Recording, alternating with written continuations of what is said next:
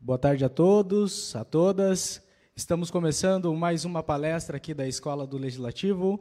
Hoje, como nossa convidada, Manu Aguiar, agradecer a presença dos vereadores, presidente da Casa de Leis, Mário Braga, vereador Elton Lima, vereadora Nívia, a todos os presentes, através do intermédio aqui do vereador Lucas Pesco, a gente convidou a Manu Aguiar para trazer hoje aqui na nossa Casa de Leis uma palestra sobre o modelo social da deficiência. A Manu Aguiar, ela é gestora de RH, estudante de licenciatura em Geografia na UFPR Litoral, membro do grupo Inclusive, grupo de estudos de pesquisa em inclusão e diversidade na educação básica e ensino superior, palestrante, comunicadora digital, pesquisadora sobre educação inclusiva, acessibilidade, corpo e sexualidade da mulher com deficiência. Então, hoje recebemos a Manu aqui com muito carinho e ela vai trazer o tema Modelo Social da Deficiência nessa 9ª palestra da Escola do Legislativo. Muito obrigado. Fica com você, Manu.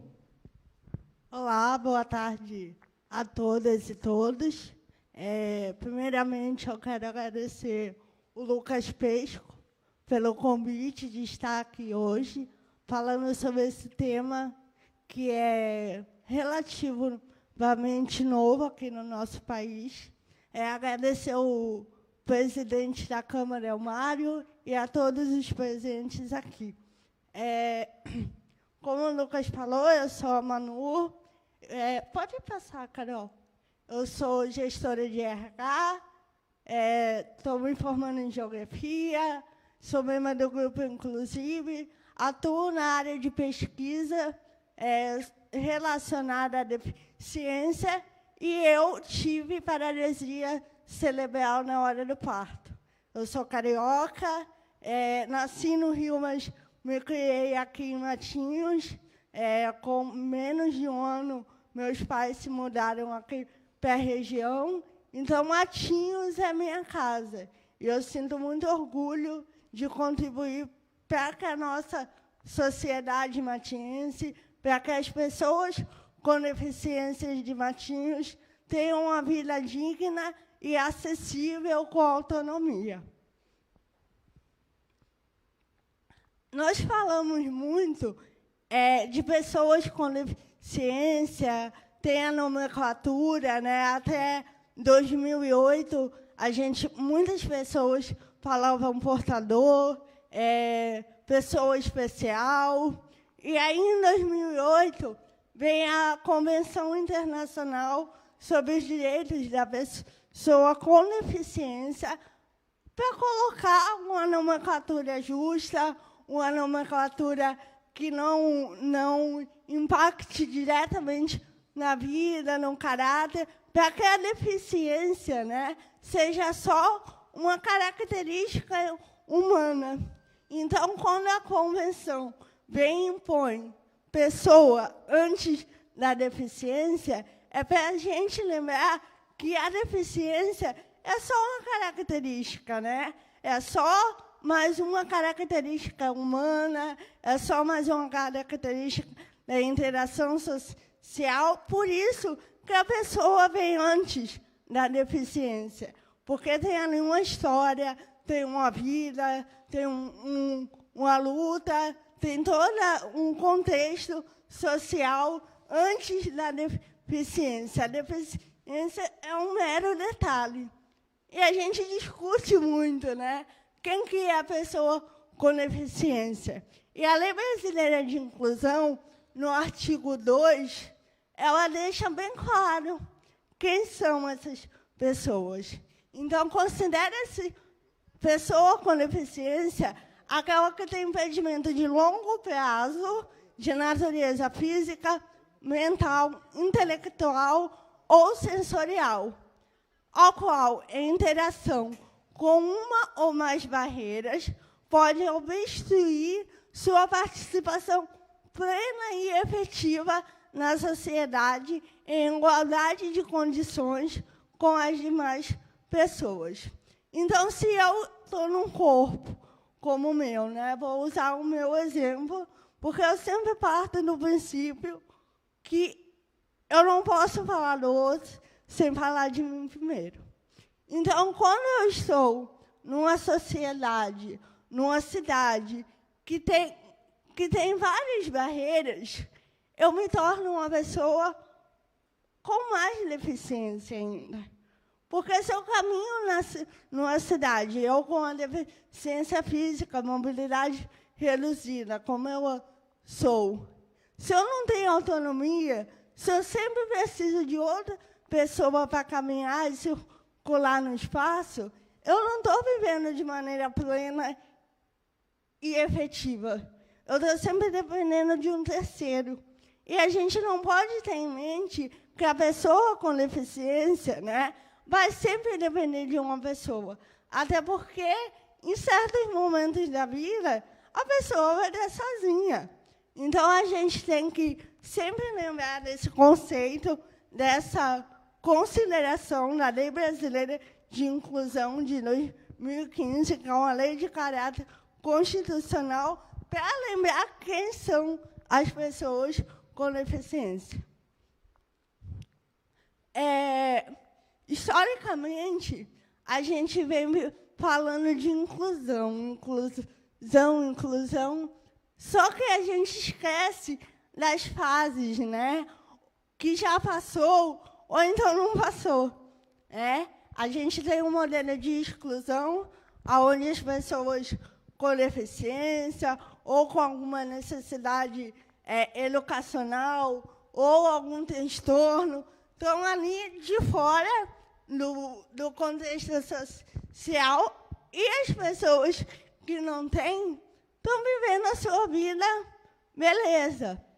Segundo, vem a segregação, que a gente acha que a gente junta, né, essas pessoas que têm alguma deficiência, algum transtorno, alguma necessidade educacional especial, ou enfim, e coloca tudo numa mesma caixinha e joga ali no cantinho, deixa ali que fica mais fácil. A gente está de olho ali e eu, que não tenho nada, levo minha vida normalmente aqui do lado. E aí a gente chega no modelo de integração, que é um modelo que muitas vezes a gente acha que está sendo includente e não está ainda.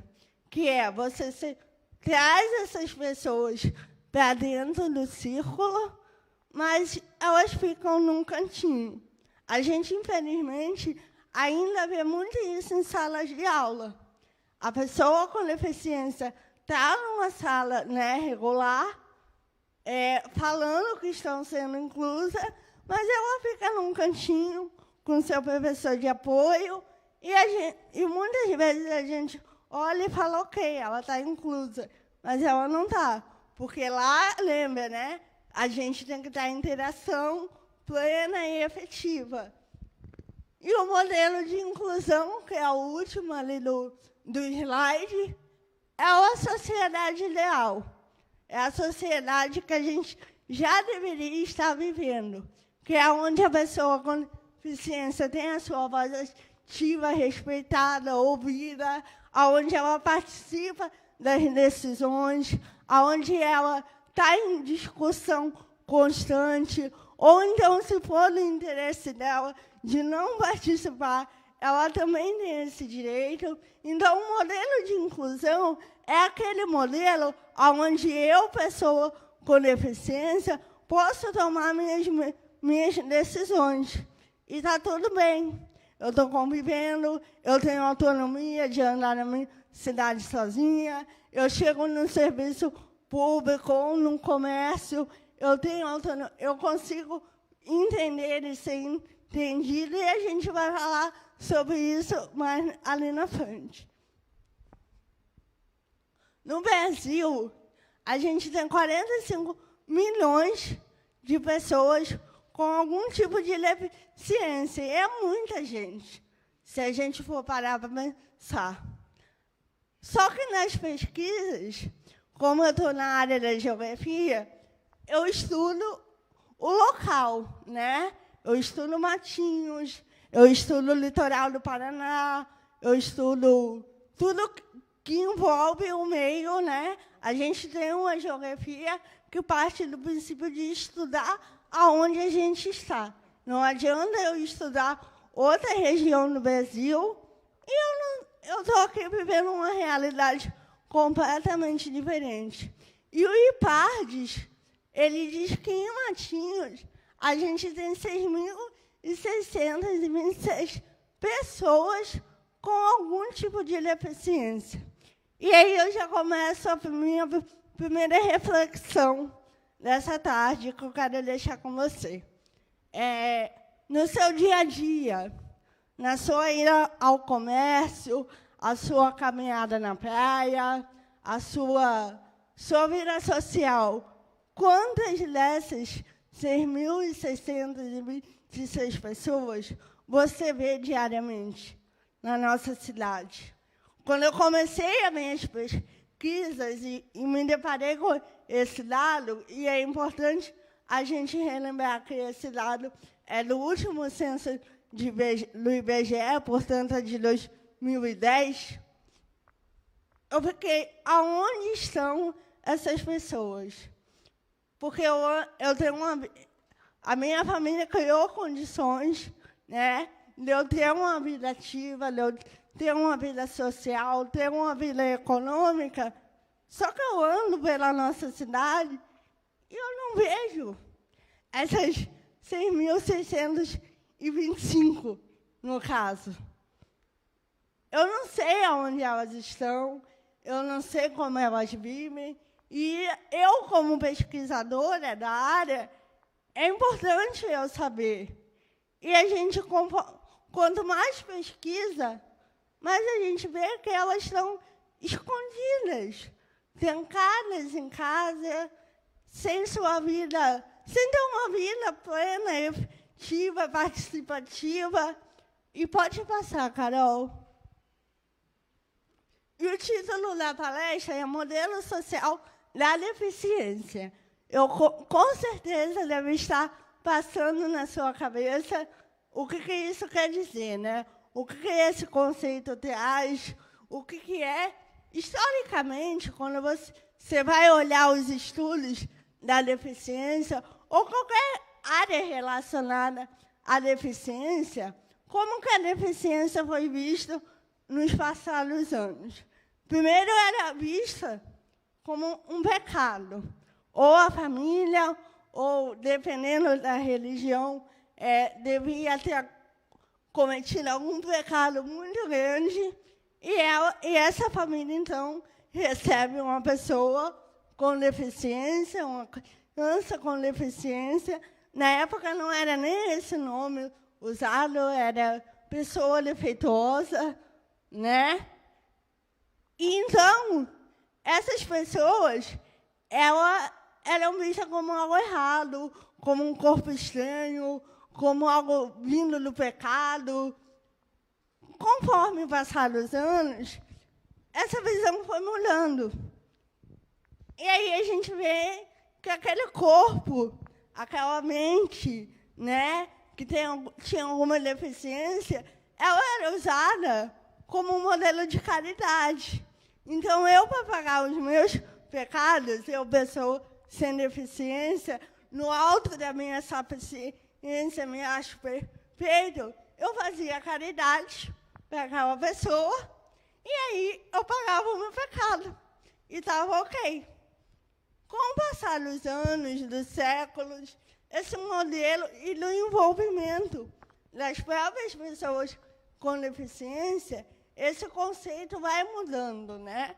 Então, quando a gente fala em modelo social, a gente traz a lesão. Eu tenho paralisia cerebral, porque na hora do parto eu tive uma lesão cerebral. Então, essa lesão é a natureza. A deficiência é algo social. É o ambiente que eu vivo que não me propõe a ter uma vida plena e efetiva. Deficiência é algo complexo. A gente não pode romantizar a deficiência, a gente não pode achar que toda pessoa com deficiência é igual. Nós não somos não há uma cartilha Nenhuma pessoa com paralisia cerebral vai ser igual a outra, nenhum surdo vai ser igual ao outro. Vai ter o surdo usuário de Libras, vai ter o surdo que escolheu ser oralizado, vai ter N maneiras de ter síndrome de Down, vai ter N maneiras de ser cego, de ter uma deficiência visual. A gente tem a cegueira total, a baixa visão, e dentro desse campo é enorme as possibilidades.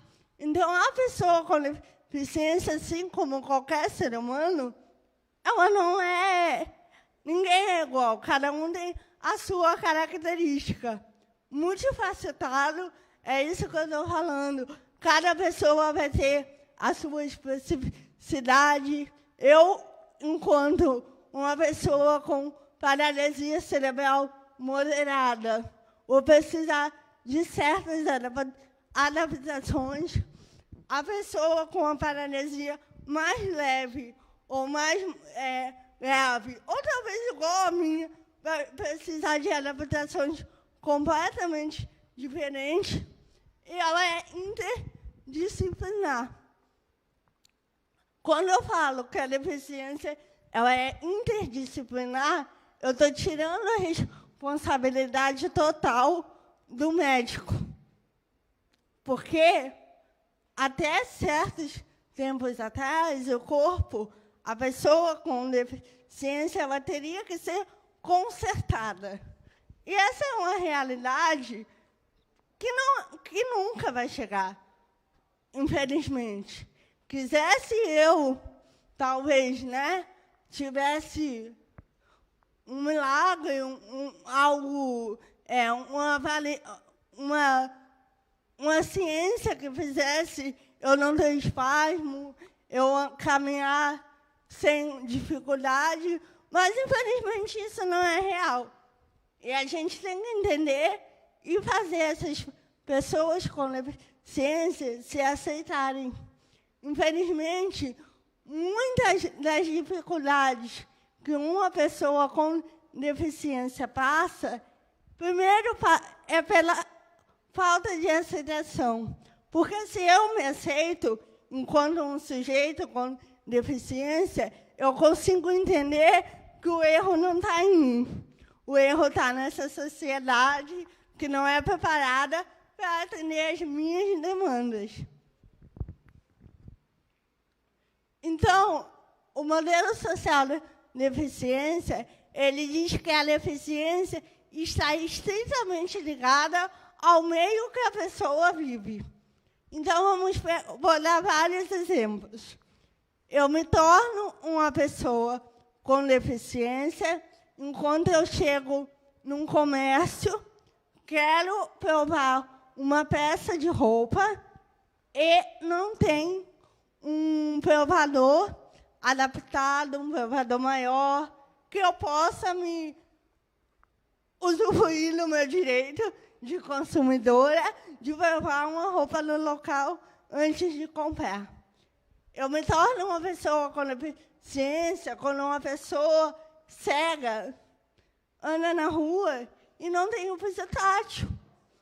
Ela não é guiada. O piso tátil, aquele piso de bolinhas, daqui a pouco ele aparece ali, ele serve para guiar a pessoa com deficiência visual. Seja ela de bengala branca, que é a bengala que a pessoa cega total usa, ou a bengala verde, que é a bengala que a pessoa com baixa visão usa.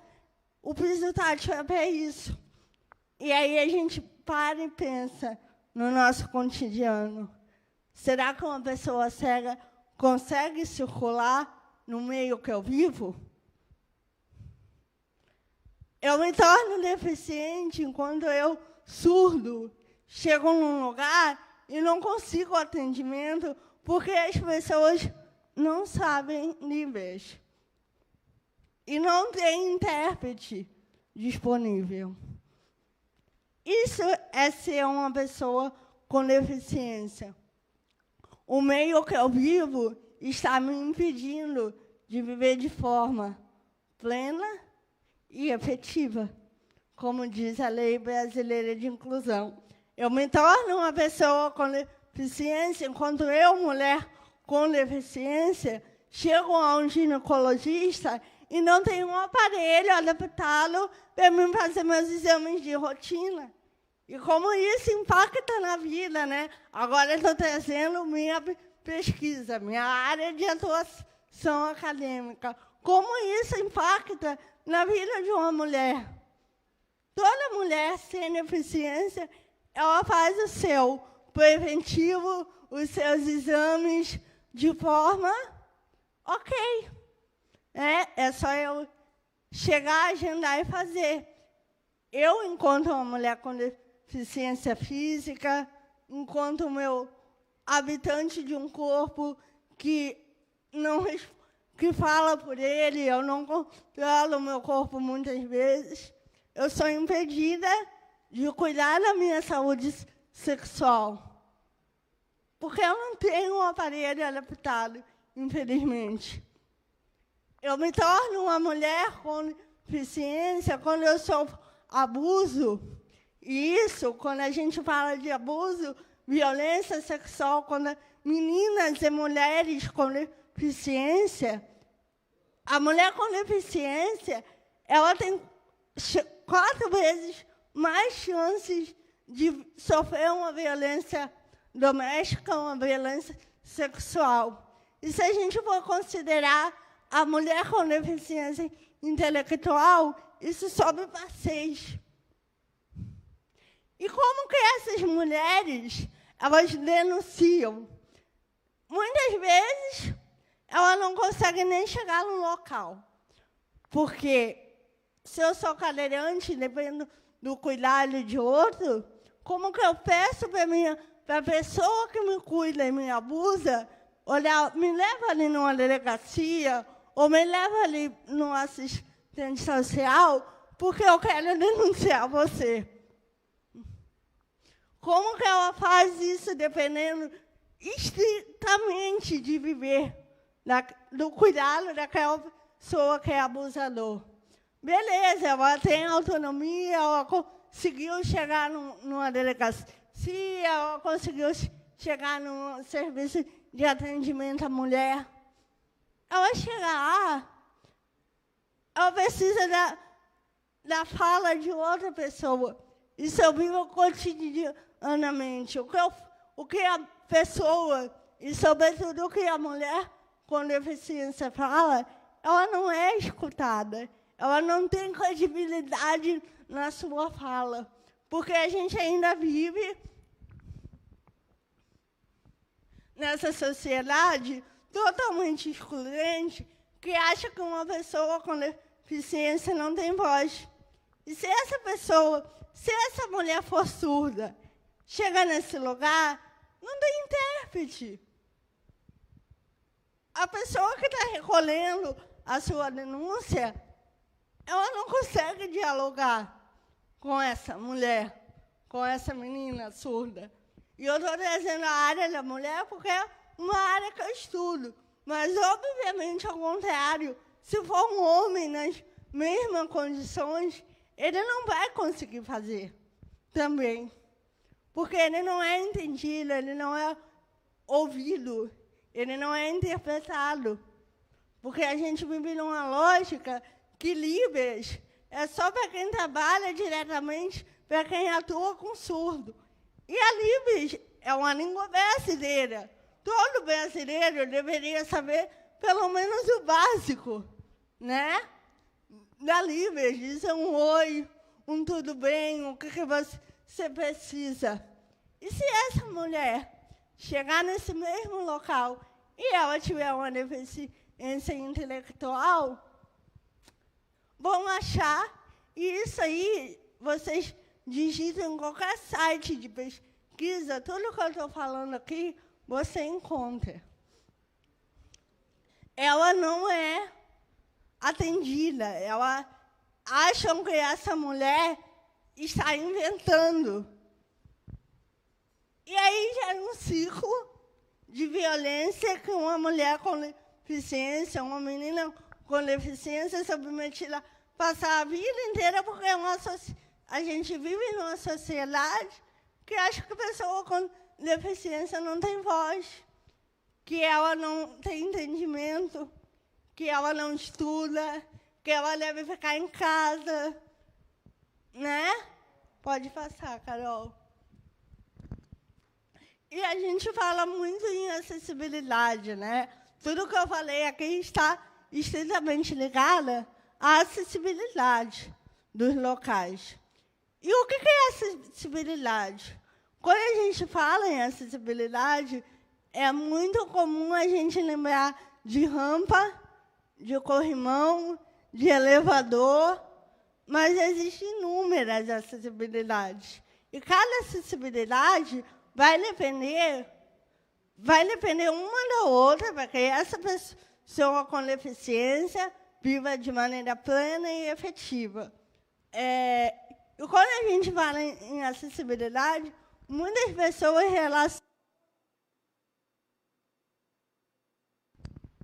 relacionam só a pessoa com deficiência. Vamos pensar em Matinhos, que é uma cidade veranista, que é uma cidade que recebe muitos idosos, né? Conforme o corpo vai envelhecendo, ele precisa de acessibilidade também.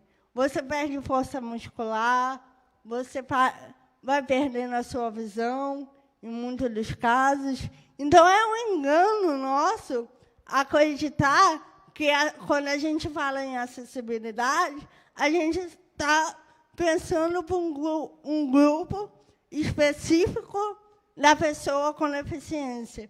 A gente está pensando para a sociedade, é para gestante, é para mãe com carrinho de bebê, é para pessoa obesa, é para pessoa que quebrou o pé e está ali com uma deficiência temporária, mas que sim precisa de ambientes acessíveis. E a Lei Brasileira de Inclusão, ela diz que a acessibilidade é a possibilidade e condição de alcance para a utilização. Aí que vem a palavra. Com segurança e autonomia dos espaços mobiliários, equipamentos urbanos, edificações, transporte, informação e comunicação, inclusive seus sistemas e tecnologias, bem como de outros serviços e instalações abertos ao público, de uso público ou privado de uso coletivo, tanto na zona urbana como na zona rural, por pessoas com deficiência ou com mobilidade reduzida. É isso que a lei está falando, o que é e para que serve a acessibilidade. Pode passar. Então, dentro da acessibilidade, a gente tem várias categorias. A primeira que eu trago é a acessibilidade arquitetônica, que é aquela que promove a adequação de espaços e a extinção de barreiras físicas e ambientais dentro de residências, espaços públicos e privados, edificações e equipamento urbano. Então, era aquilo que eu estava falando. Para quem não conhece, esse é um piso tátil. Esse é o piso que guia uma pessoa que usa a bengala. E aí, quantas vezes a gente depende de outra pessoa? Eu ainda tenho eu ando com dificuldade, mas mesmo assim, eu dependo de uma terceira pessoa para entrar em algum lugar, porque tem um degrau muito alto, e nesse degrau eu não tenho o corrimão. E aí, nesse não ter o corrimão, eu corro o perigo de desequilibrar e cair. Ou então, como que uma pessoa de cadeira de roda entra nesse lugar se tem degrau e não tem rampa? Ela não pode entrar sozinha. Ela depende de outra pessoa para erguer a cadeira de roda e entrar. e depois depende de novo dessa pessoa para tirar daquele ambiente. Então, a gente tem que ter sempre em mente aquela palavra, autonomia. Eu só sou autônomo se eu consigo fazer sozinho. Se eu não consigo andar nesse lugar sozinho, ou se eu acho que eu tenho uma rampa, mas para subir aquela rampa, a pessoa cadeirante precisa de outra pessoa, porque a rampa não está na elevação certa, esse lugar não é autônomo. É uma acessibilidade falha, é uma acessibilidade inútil. Porque a gente sempre tem que ter isso em mente, autonomia e segurança. Se não tem autonomia e não tem segurança, ou só tem segurança e não tem autonomia, não é acessível. Pode passar. Acessibilidade comunicacional. Quando a gente fala dessa acessibilidade, a gente logo lembra da Libras, né? Que é a língua brasileira de sinais. Mas uma acessibilidade comunicacional, ela vai muito além da Libras. A gente hoje vive numa sociedade estritamente digital, né? Qualquer informação a gente vai buscar na internet e chega na internet várias vezes as informações. Eu vejo isso muito nas redes sociais. Elas estão todas em imagens, né? Descrito tudo em imagem.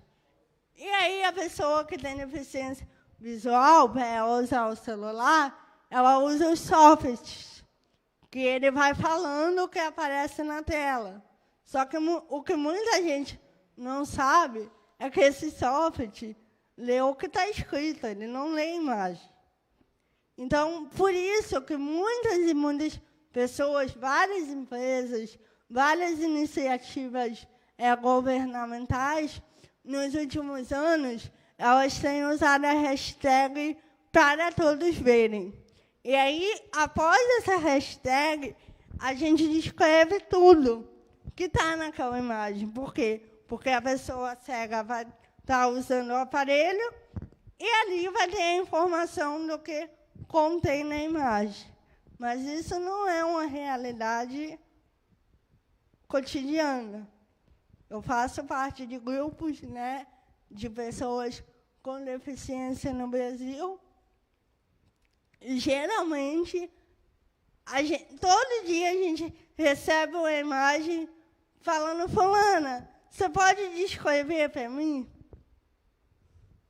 E aí a gente vamos pegar esse momento, né, tão triste, que é o momento da pandemia que a gente está vivendo, como que as pessoas só se informam através de redes sociais.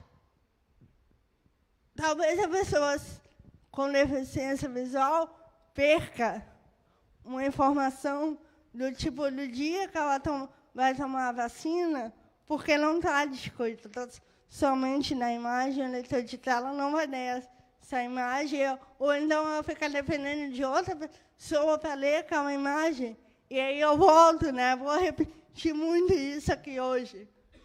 Acessibilidade e inclusão é quando a pessoa com deficiência pode viver uma vida com autonomia, que eu não dependa de uma terceira pessoa.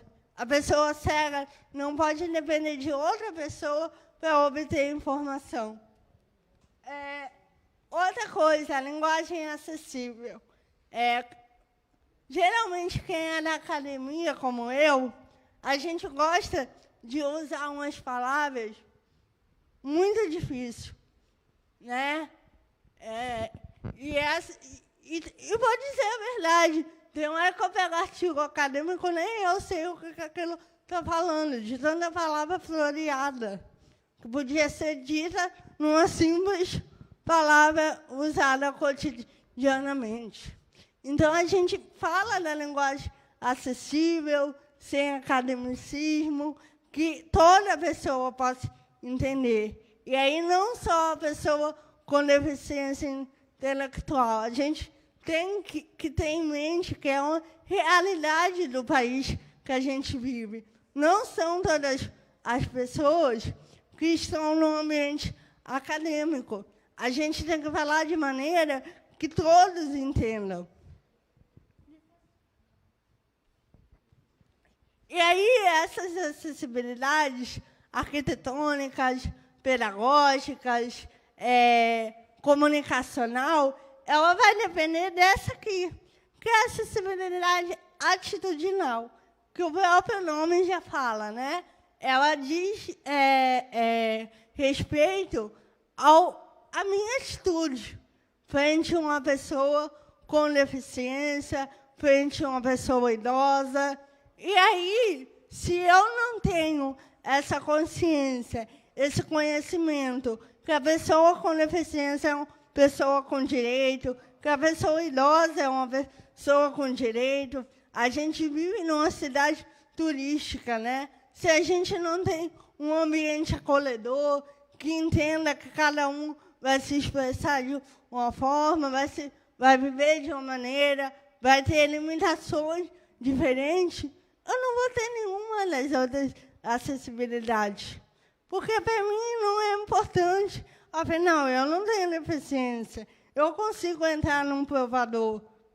Eu consigo subir uma escada. Eu consigo chegar num comércio, num serviço público e me comunicar. Se sofrer uma violência, eu vou chegar num ambiente de denúncia e eu vou conseguir fazer minha denúncia. Isso a gente vê que a gente vive numa sociedade tão egoísta, tanto do alter ego, que é o eu, que a gente não olha para o próximo. A gente não olha para a pessoa que está do teu lado, está do meu lado, e que precisa de ajuda para subir uma rampa, para subir uma escada, para comprar, para saber o preço de um arroz. São coisas tão simples, né, de uma vida cotidiana, de uma vida normal, que a gente não para e pensa que tem 6.626 pessoas que estão vivendo essa realidade. E aí não tem recurso, não tem palestra nenhuma que mude isso, se eu não parar e refletir nas minhas atitudes. E não só como agente político, mas como indivíduo, como ser humano, com o meu comprometimento social. Eu sonho, eu sou uma pessoa muito sonhadora. E eu tenho um sonho, eu acredito que o nosso município ele ainda vai ser um modelo de inclusão.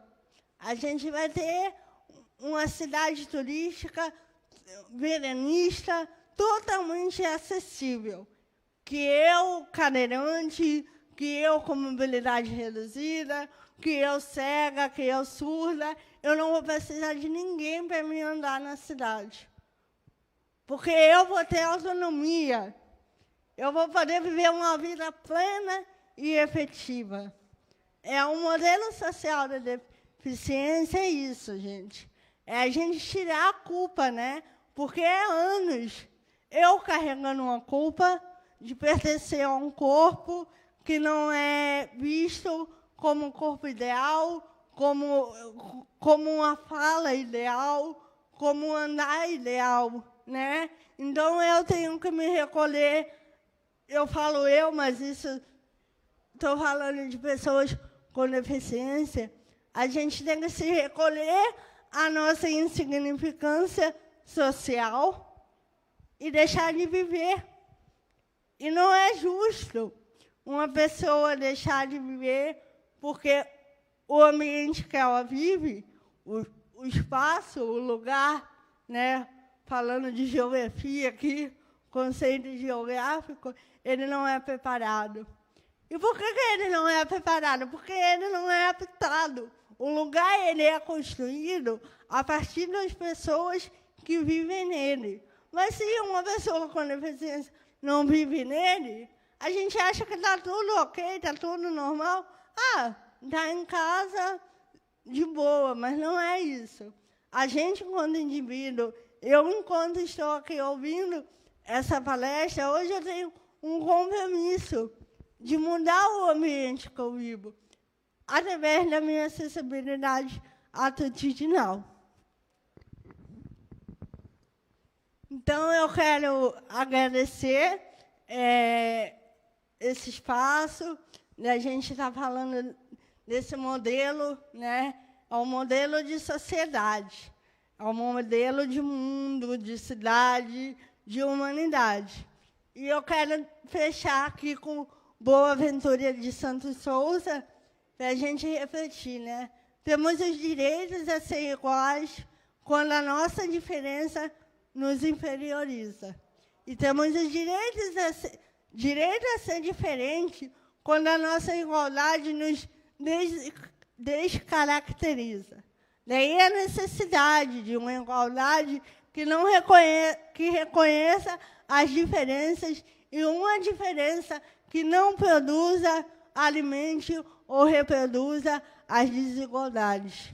Então, que a gente possa reproduzir igualdade, que a gente possa reproduzir uma sociedade acessível, uma comunicação acessível, um mundo mais acessível, para que a diferença possa viver em harmonia, porque ninguém é igual a ninguém, cada um vai ter uma característica, mas tem pessoas que a sua característica, infelizmente, está sendo impedida de viver numa sociedade igualitária, não tem direito à voz, não é ouvida, e isso precisa mudar. Espero que eu tenha auxiliado hoje nessa construção de sociedade.